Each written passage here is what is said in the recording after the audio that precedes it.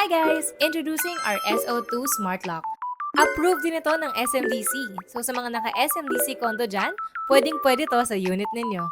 Simple lang yung lock type niya, isang single latch at deadbolt na sabay bumubukas pag pihit ng handle.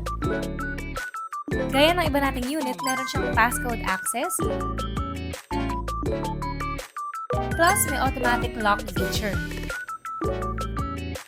Pwede rin siyang gamitan ng RFID card, Fingerprint, and of course, meron pa rin siyang susian para in case malobat ng ating smart lock, pwedeng gamitan ng manual key or mag-connect ng power bank para gumana ang keypad and fingerprint kahit walang battery. Sa likod naman ang ating deadbolt, handle, and battery case. Simple lang ang operation nito guys dahil single latch and deadbolt lang siya. Plus, stainless steel pa ang ating material.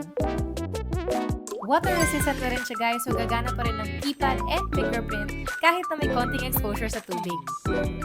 S02 Smart Lock from Lock Logic. Free installation sa Metro Manila.